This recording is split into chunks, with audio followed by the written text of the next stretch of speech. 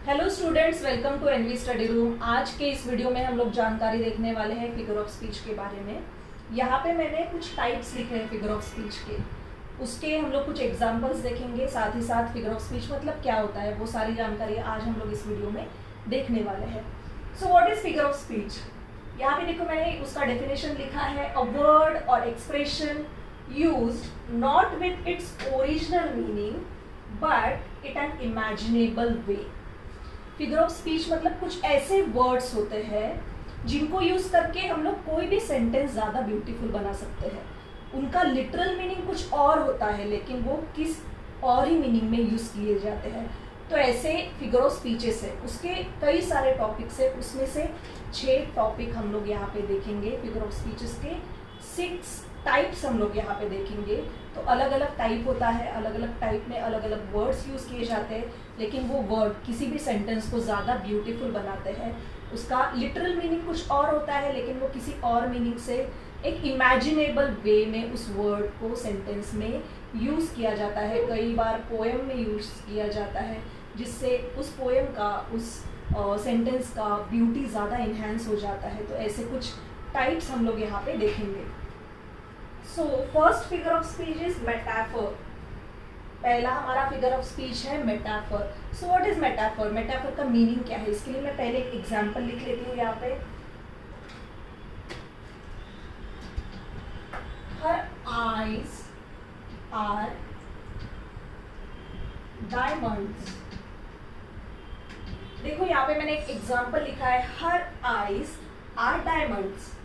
Metaphor figure of speech में क्या होता है? किसी चीज की किसी चीज से तुलना की जाती है, मीन्स कंपैरिजन होता है। जैसे इस सेंटेंस में हम लोग देखेंगे, हर eyes are diamond.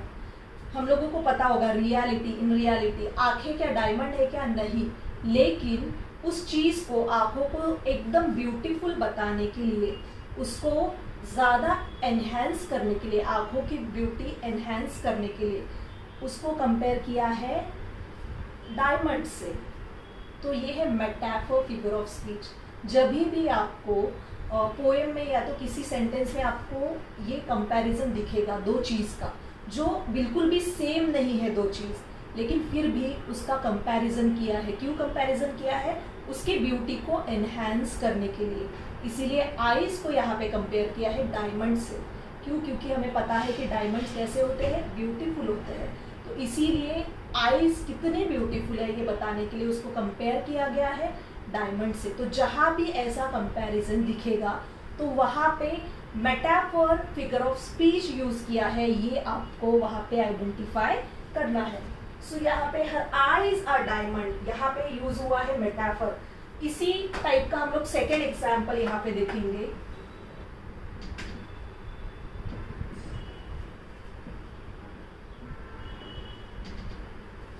Time is money.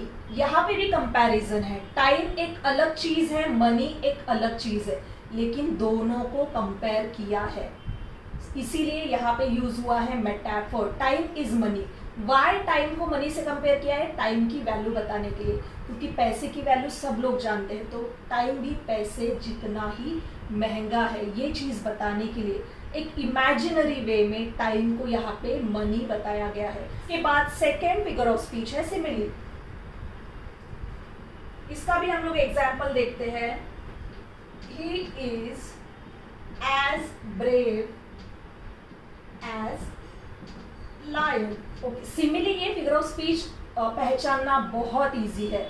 क्यों? क्योंकि ऐसे कुछ सेंटेंस हो गए जहां पे दो अलग अलग चीजें कंपेयर की होगी, लेकिन like, as, just as, such as ऐसे वर्ड्स यूज करके कंपैरिजन किया होगा, तो वहां पे आपको पहचानना ज्यादा आसान है। क्यों? क्योंकि वहां पे ऑलरेडी वर्ड्स दिए गए हैं, एज, लाइक, सच एज या तो जस्ट एज। तो ऐसे जिस सेंटेंस में आपको वर्ड्स दिखेंगे तुरंत वहां पे आपको पहचानना है कि यहाँ पे simile figure of speech use किया गया है। देखो, he is as brave as lion. He, इसका कंपैरिजन किसके साथ किया है? लायन के साथ। वो शेर जैसा ही ब्रेव है। सो शेर को कंपेयर किया है एक आदमी के साथ और एज का यूज हुआ है। तो यहाँ पे हम लोग पहचानेंगे कि यहाँ पे simile figure of speech use हुआ है। सेम टाइप का हम लोग दूसरा एक एग्जाम्पल देखते हैं। I ran like wind.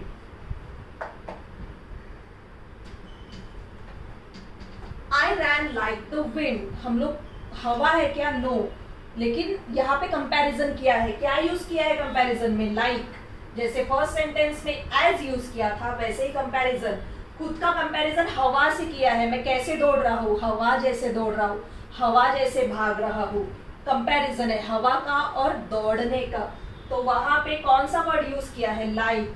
तो ऐसे जहां पे भी वर्ड्स आएंगे तो वहां पे आपको फट से आइडेंटिफाई करना है कि ये सेंटेंस सिमिली का है। आई होप ये आपको समझ में आ गया होगा। उसके बाद है alliteration. What is the meaning of alliteration? Alliteration means कुछ ऐसे अल्फाबेट्स होते हैं जो सेंटेंस के स्टार्टिंग में रिपीट होते जाते हैं, साउंड एक रिपीट होते जाता है। तो जहां पे भी ऐसा रिपीटेशन रहेगा अल्फाबेट्स का, वहां पे आपको पहचानना है कि वहां पे alliteration figure of speech use किया गया है। इसका एक एग्जाम्पल मैं यहाँ पे लिख रही हूँ। She sells sea shells on the sea shore. यहाँ पे देखो जो एस है, एस ये अल्फाबेट है, ये कॉन्स्टेंटली रिपीट हो रहा है, इसीलिए यहाँ पे एलिटरेशन यूज किया गया है। ये आपको ध्यान में रखना है। She sails on the sea. Second example मैंने लिखा है Peter Piper pick a pack of peppers. देखो यहाँ पे sound pick a pack of peppers, P यहाँ पे हमेशा alphabet and sound is repeating, that is why it is alliteration. तो ये पहचानना बहुत इजी है। लाइक सिमिली में जैसे हम लोग like, as, just as, such as पहचानते हैं, तो यहाँ पे भी अगर कोई साउंड रिपीट होता है, अल्फाबेट रिपीट होता है वर्ड के स्टार्टिंग में, तो वहां पे हमेशा एलिटरेशन होगा। उसके बाद है पर्सोनिफिकेशन। इसका भी हम लोग एक एग्जाम्पल। पर्सोनिफिकेशन में हमेशा क्या होता है? ऐसा बताया जाता है कि कोई एब्स्ट्रैक्ट चीज या तो कोई लाइफलेस चीज जिसमें जान नहीं है, उसको बोलते हुए दिखाया जाता है या उसको कुछ एक्टिविटी करते हुए दिखाया जाता है जैसे वो लिविंग थिंग हो। जैसे यहाँ पे है द सन स्माइल। अभी सन एक लाइफ ऑब्जेक्ट नहीं है, वो एक लाइफलेस ऑब्जेक्ट है, लेकिन यहाँ पे दिखाया गया है कि सन इज स्माइलिंग। हमने कभी देखा है क्या सूरज को हंसते हुए? नहीं, लेकिन यहाँ पे पर्सोनिफिकेशन यूज किया है। Sun is smiling, sun smiled happily, हमारे तरफ देख के सन मुस्कुराया, सूरज मुस्कुराया। तो यहाँ पे एक लाइफलेस ऑब्जेक्ट को बोलते हुए या कुछ एक्टिविटी करते हुए दिखाया जाता है हमेशा पर्सोनिफिकेशन में। तो जैसे ही ऐसी चीज आएगी तो आपको आइडेंटिफाई करना है कि वहां पे पर्सोनिफिकेशन है। उसके बाद सेकेंड एग्जाम्पल हम लोग देखते हैं। The wind is blowing. The wind is blowing, हमें पता है कि हम चलने की एक्टिविटीज कर सकते हैं, राइट? लेकिन हवा को कभी चलते हुए देखा है क्या? नहीं। लेकिन यहाँ पे द विंड इज ब्लोइंग, हवा चल रही है, ऐसा बोला। ये एक लाइफलेस ऑब्जेक्ट है, इसको कुछ एक्टिविटी करते हुए दिखाया है जैसे मानो ये जिंदा है, तो इसीलिए यहाँ पे यूज हुआ है पर्सोनिफिकेशन का। पर्सोनिफिकेशन। उसके बाद है हाइपरबोल। इसका एग्जाम्पल हम लोग देख। She cried a river. Hyperbole में हमेशा क्या होता है? किसी भी चीज को एग्जैगरेट करके बताया जाता है, बहुत बड़ा करके बताया जाता है ताकि वो ज्यादा इम्पैक्टफुल लगे, ज्यादा इमोशनल लगे। अभी यहाँ पे शी क्राइड अ रिवर, वो रो रही है, अगर ऐसा बोलते तो वहां पे इम्पैक्ट नहीं पड़ता या उसका दुख हमें कितना है वो नहीं पता चलता। लेकिन यहाँ पे हाइपरबोल यूज किया है, शी क्राइड अ रिवर, उसको इतना दुख है कि उसने रो रो के नदियां बहा दी। तो एकदम एग्जैगरेट करके बताया है। यहाँ पे सिर्फ इतना भी हम लोग बोल सकते थे कि she is crying, she cried, but no, we have used hyperbole here, this is figure of speech, that she cried a river, उसने इतना रो दिया कि नदियां बहनी चालू हो गई। यहाँ पे हाइपरबोल का यूज किया है। उसके बाद नेक्स्ट एग्जाम्पल है आई एम फ्रीजिंग।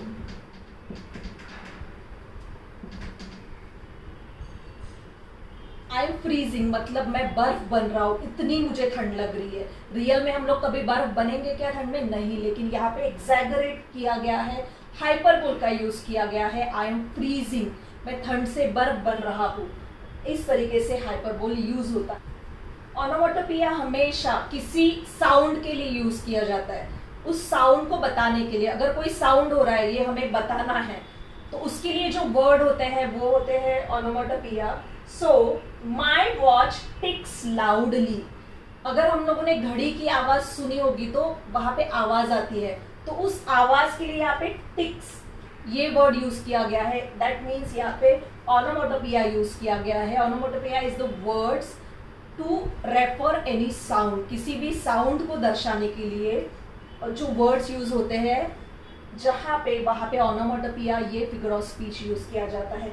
यहाँ पे भी वाटर वॉज गशिंग एवरीवेयर, यहाँ पे भी वाटर का जो साउंड है वो बताने के लिए गशिंग का इस वर्ड का यूज किया गया है। सो ऑनोमेटोपोइया ये जो फिगर ऑफ स्पीच आएगा तब आपको किसी साउंड का वर्ड वहाँ पे रिप्रेजेंट करते हुए दिखाई देगा, तो वहाँ पे आपको आइडेंटिफाई करना है कि ये फिगर ऑफ स्पीच वहाँ पे यूज किया गया है। आई होप आपको ये सारे फिगर ऑफ स्पीचेस अच्छे से समझ में आए होंगे।